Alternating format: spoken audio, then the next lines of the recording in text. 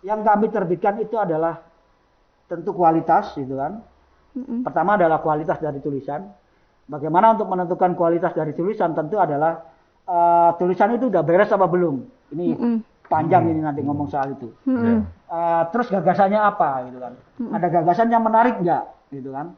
Ada yang baru nggak? Itu yang kedua. Yang ketiga adalah dia yang menurut kami memenuhi dengan selera kami. Terus yang keempat adalah ini bagian dari sebuah pergerakan nggak, gitu kan. Misalnya kalau bukan sastra, kita menerbitkan Ritme Kota, sebuah buku yang ditulis teman-teman dari Malang untuk melihat skena musik di Malang. Nah, ini kan bagian dari sebuah pergerakan untuk melihat kota, untuk melihat musik, gitu kan. Kami terbitkan dan bekerja sama dengan teman-teman musik. Itu kita terbitkan. Jadi tidak hanya soal tadi itu ya, soal bisnis, gitu kan. Iya. Ya, tapi ada gagasan-gagasan yang perlu kita racik bersama dan kita lakukan bersama, gitu kan.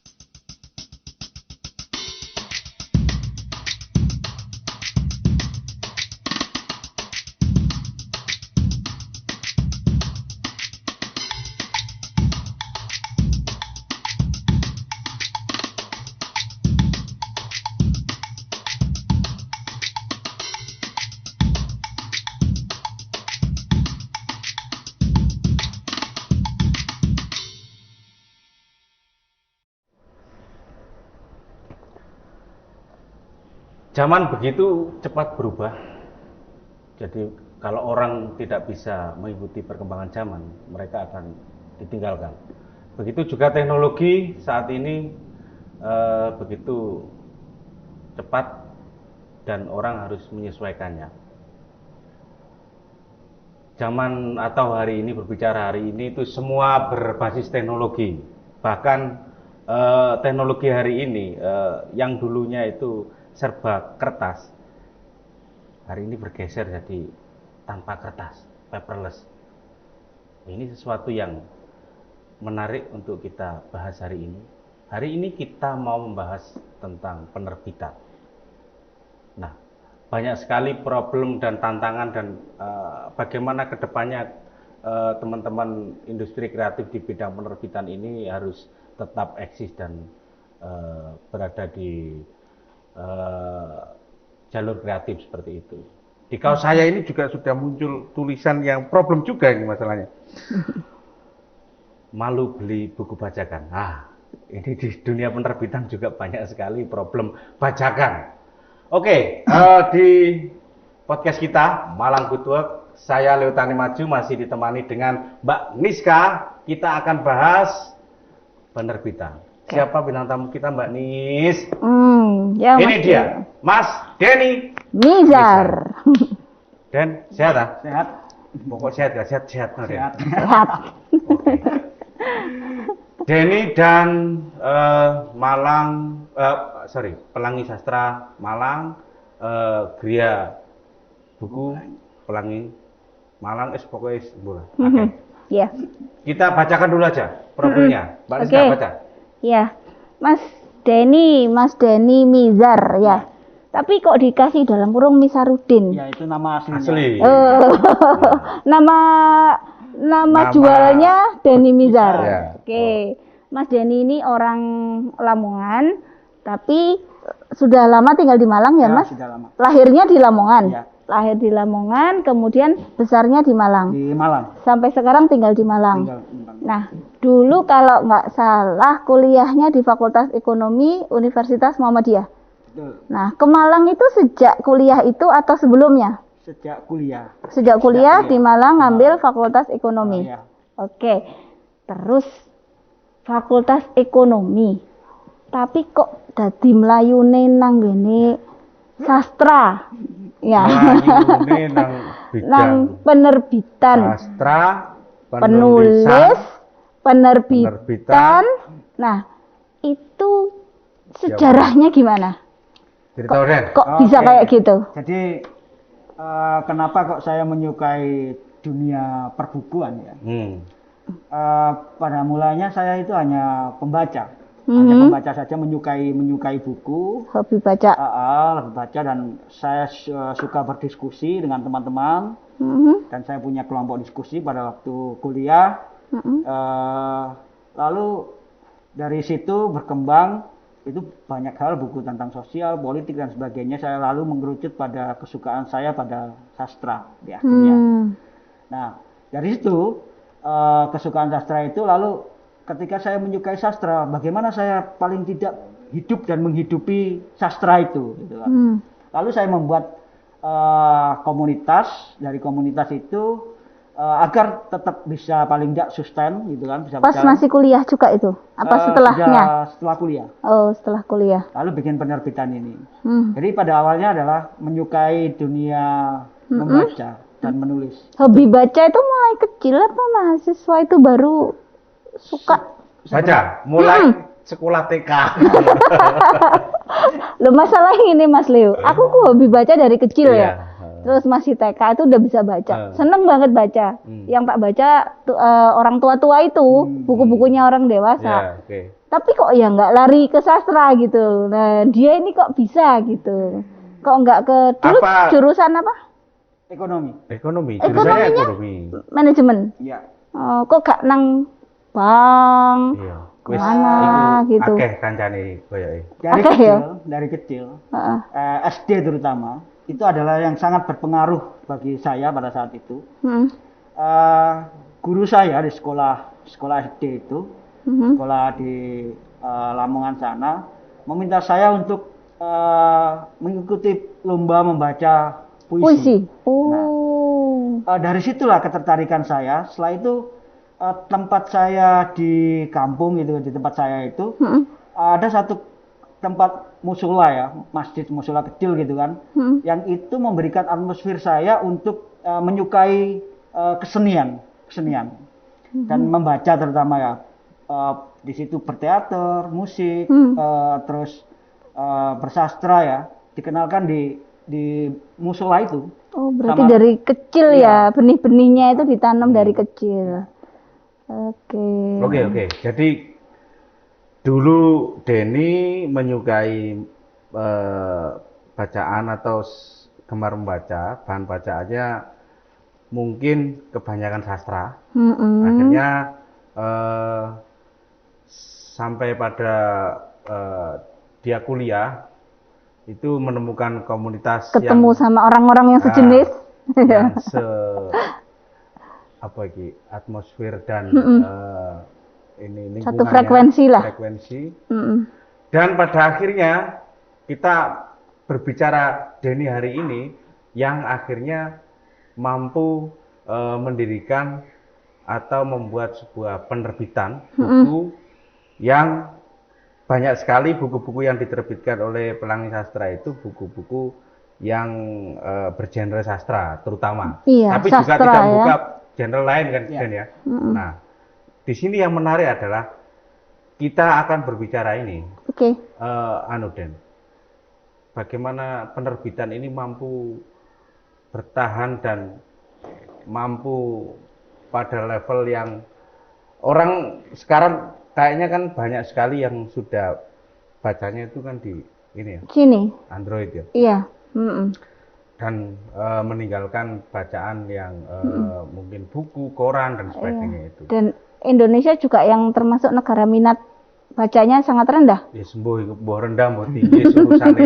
Pokoke awake dhewe nek maca iki biasane luwih seneng macane langsung buka.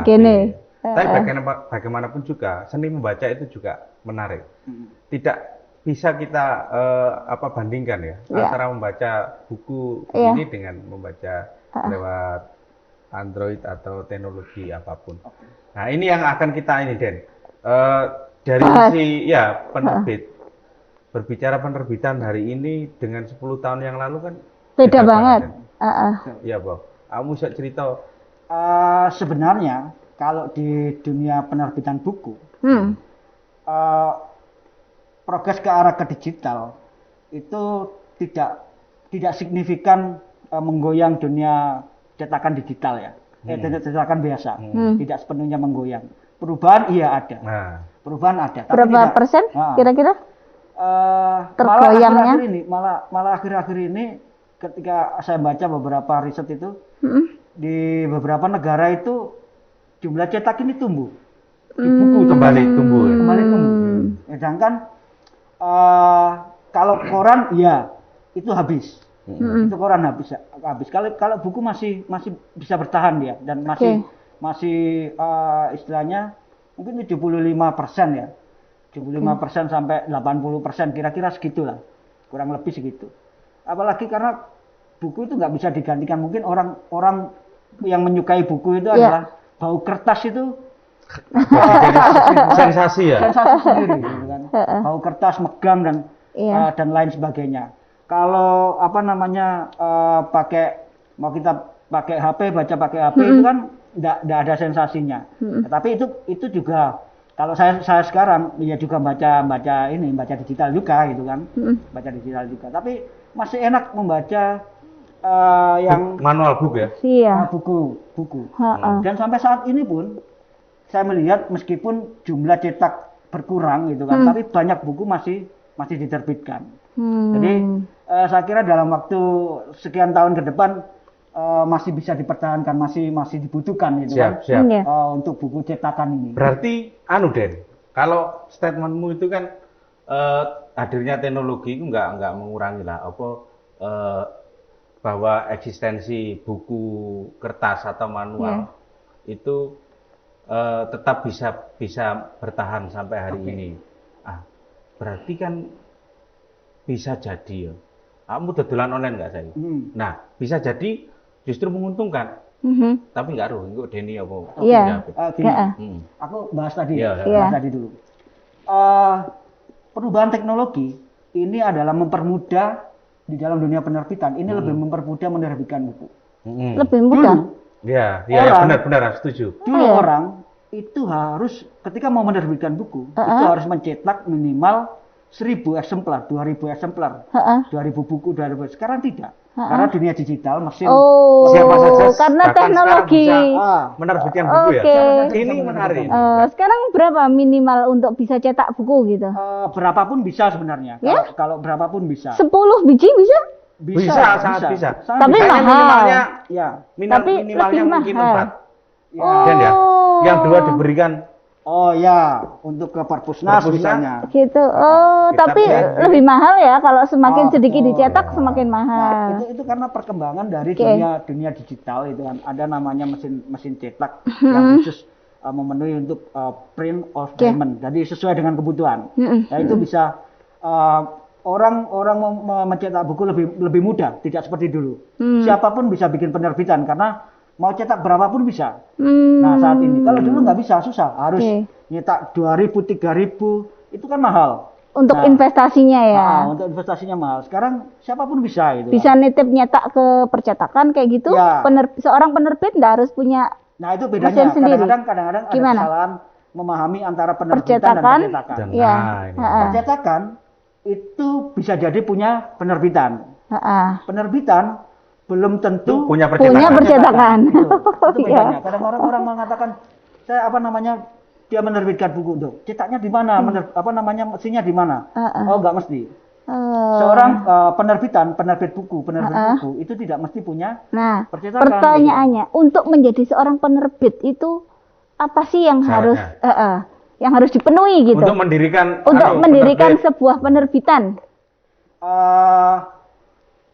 Niat yang kuat. Gini.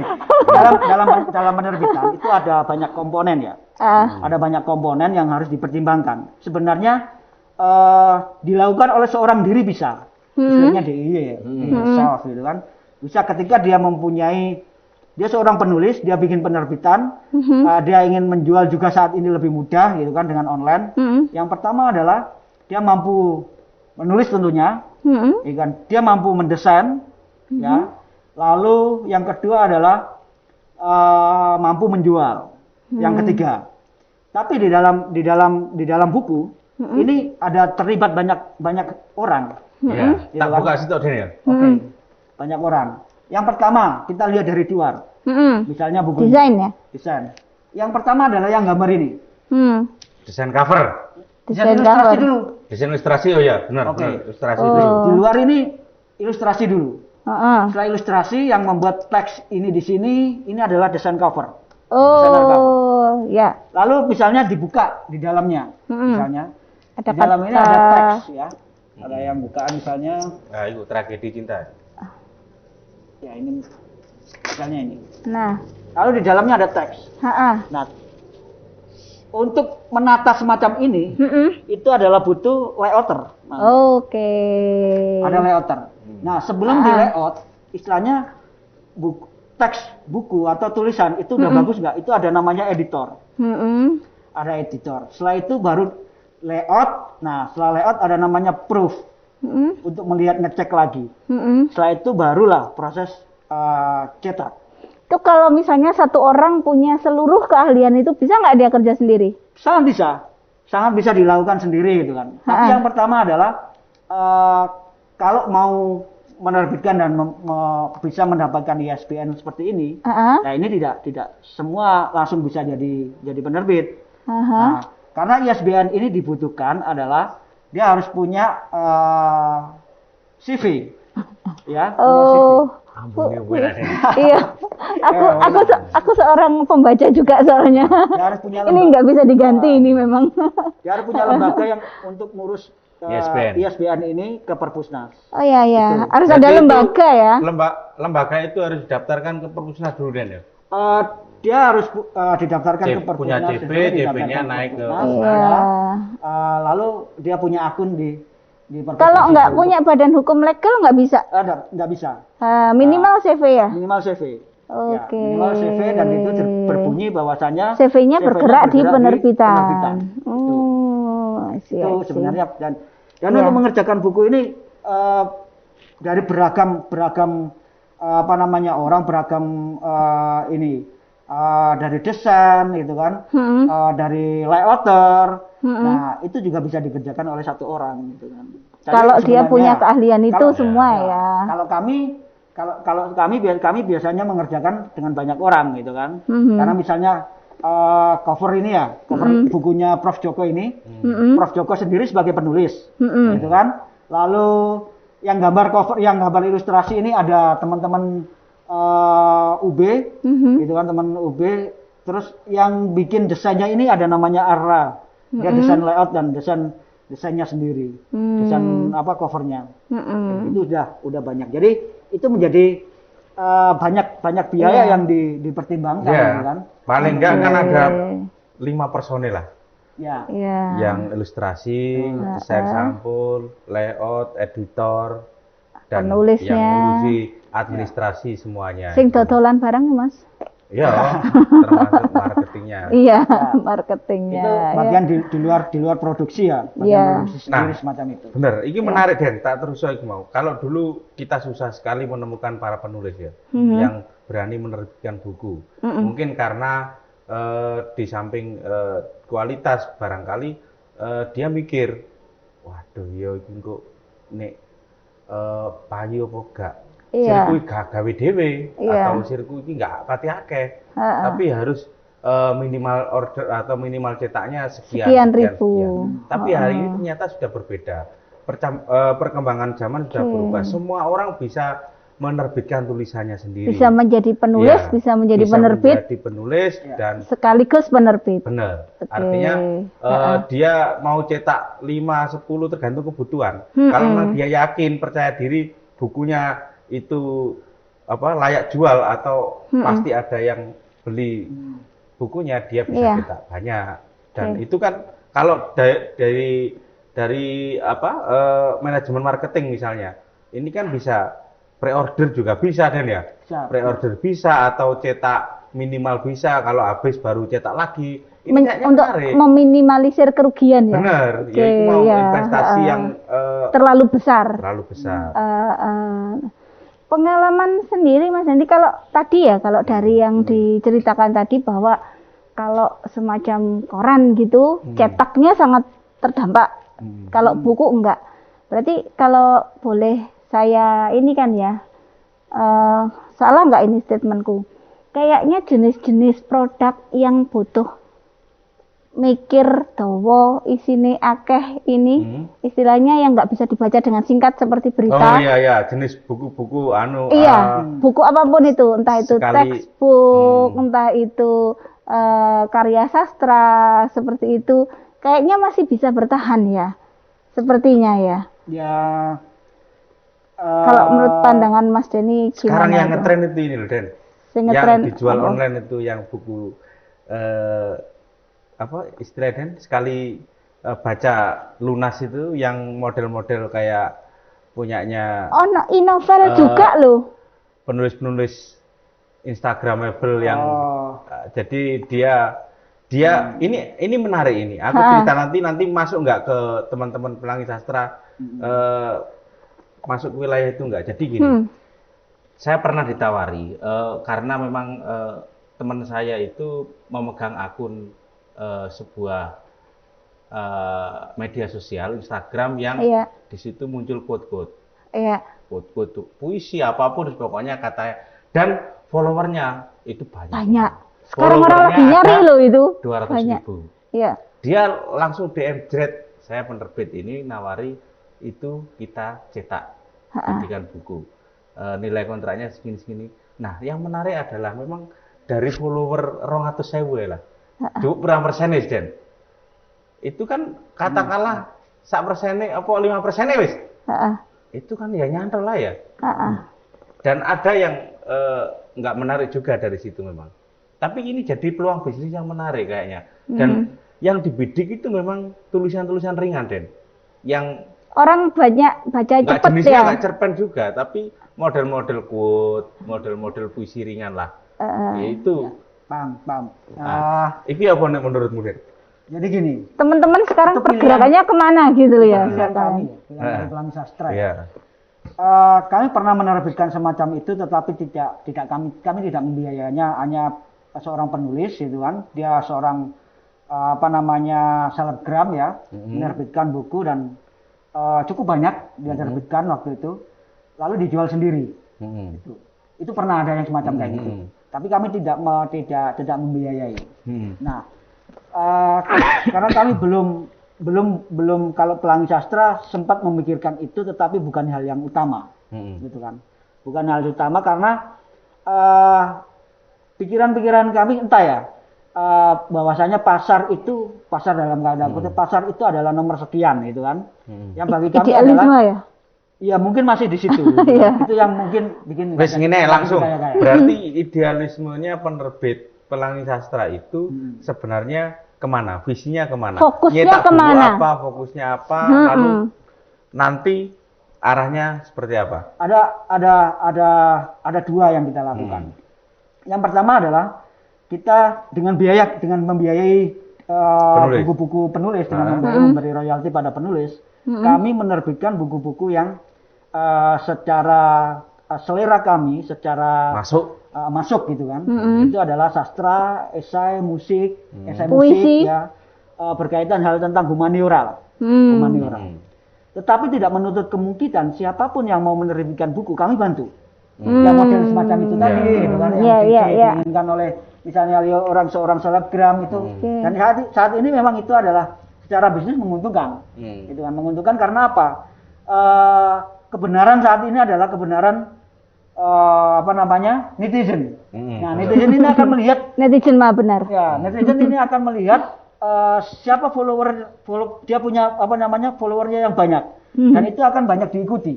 Nah, karena banyak diikuti maka dia menjual atau punya produk apapun diterima. Tetapi ada juga persoalan juga, ada satu penerbit yang salah bidik gitu kan.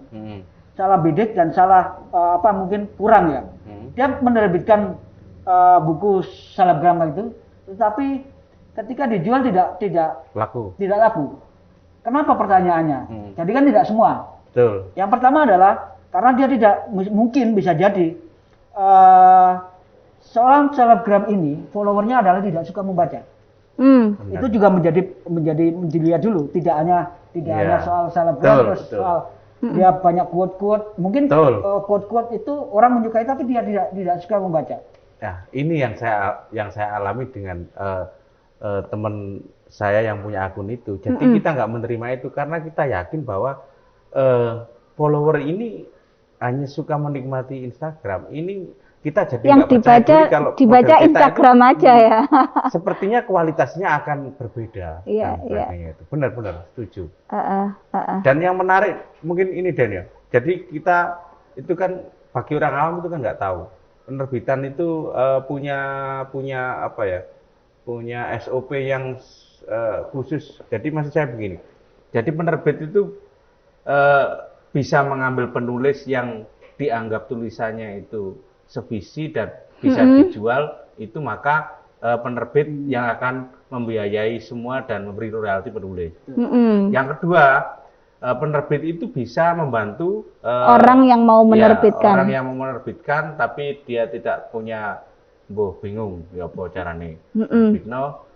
Tapi mungkin biaya bisa dari mereka. Para penulisnya gitu. Dan mungkin juga penerbit teman-teman Pelangi Sastra ini bisa memberi wadah juga pada para penulis pemula ya Den. Ya. Yang baru mau belajar menulis dan diterbitkan. Nah ini menarik sekali. Kalau tak lihat ini Mas Denny juga aktif di komunitas ya. Karena Pelangi Sastra bukan hanya penerbit tapi juga komunitas ya. Saya sempat kepo-kepoin itu. Di daftar penulisnya ada 50-an lah penulis ya. Terus tak lihat juga ada esai, ada puisi, ada cerpen. Saya ngono kan memang maca rada-rada ngliyeng aku Mas ya. Tapi sing cerpen, puisi, lho kene jene pacanane novel ambek cerpen ya. Jadi nah itu kalau di komunitas itu yang bisa bergabung itu siapa itu? Siapa yang bergabung loh? Di komunitas itu. Siapapun bisa bergabung sebenarnya di komunitas itu. Siapapun bisa bergabung. Aku ya bergabung, nomorku ganti gak telepon Mbak Denny. Gak ono jenenge sampean. Tak goleki, tak scroll, gak ono Mas. Itu yang di web ya. Yang di web.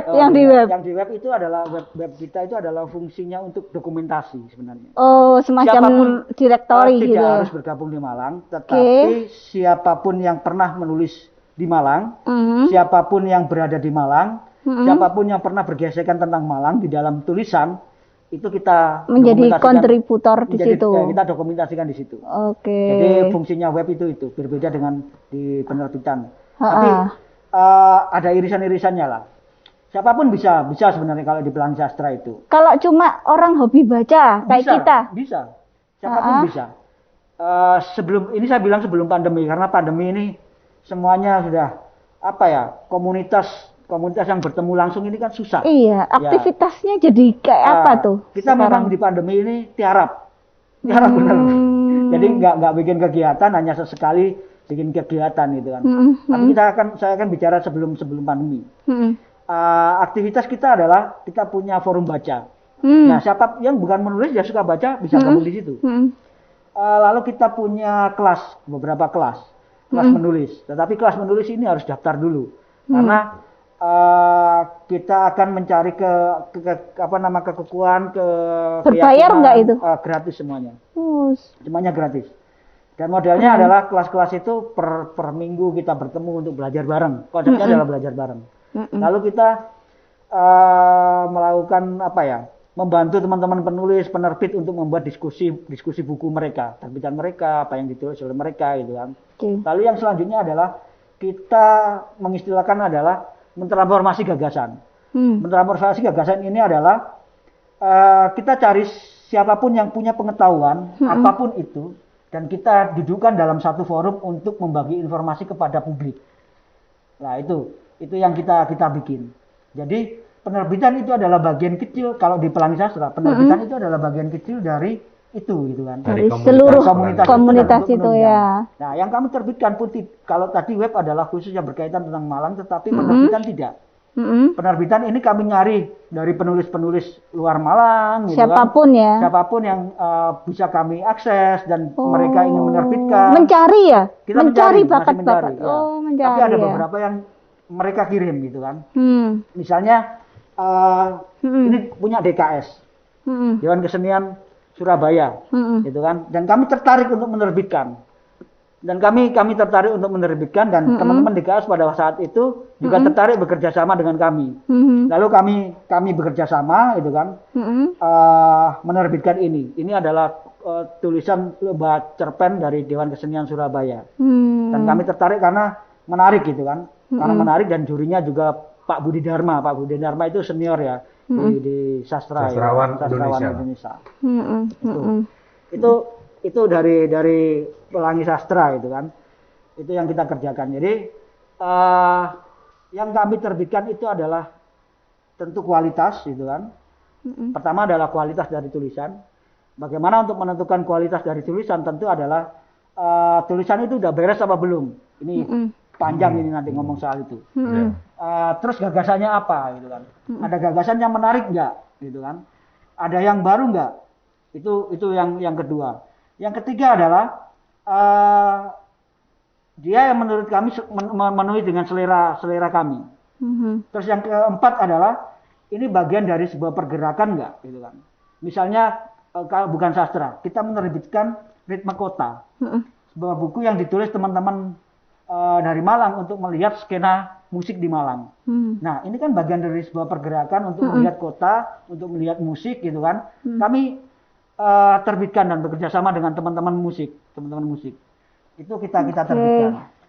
Jadi tidak hanya soal tadi itu ya, soal bisnis gitu kan. Iya. Ya, tapi ada gagasan-gagasan yang perlu kita racik bersama dan kita lakukan bersama gitu kan. Kalau ini yang menarik dari penerbitan. Lah ya itu kalau dengar dari tadi itu kan yang dicari itu kan hal-hal yang apa ya Mas, ideal ya.